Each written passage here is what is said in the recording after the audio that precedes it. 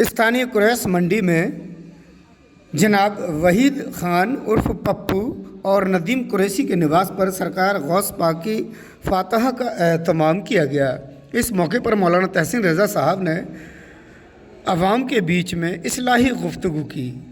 आइए सुनाते हैं आपको आखिरकार मौलाना साहब ने कितनी आसानी से समझाया है।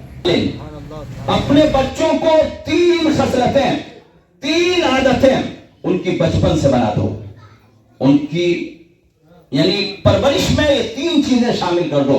सरकार इरशाद फरमाते हैं, सबसे पहले सरकार इरशाद फरमाया हुब्बु नबीयकुम, अपने नबी की मोहब्बत में डाल दो।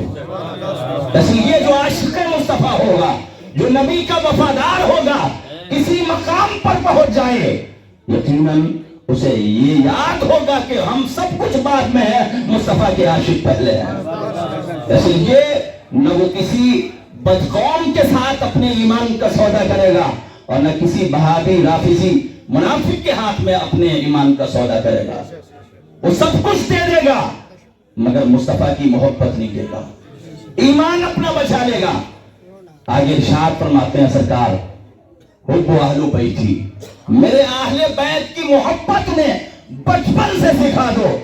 इसलिए अहले बैत का वफादार होगा तो जान दे देगा मगर ईमान नहीं देगा।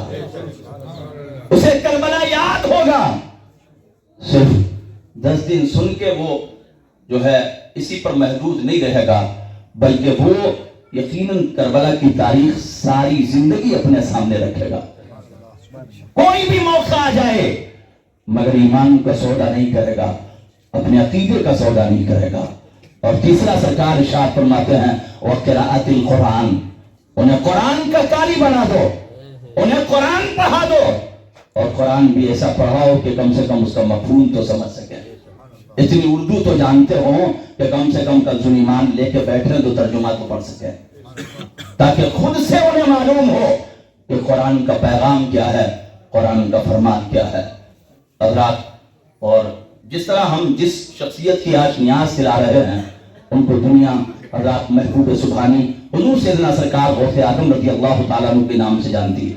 करामात आपने बेहद बेशुमार सुनी होगी, मगर आपको ये बता दूं कि यकीनन आपके दौर में दुनिया के अंदर आपसे बड़ा कोई आलिम नहीं था। दुनिया के अंदर शफ़ाअत पे लाखों सलाम।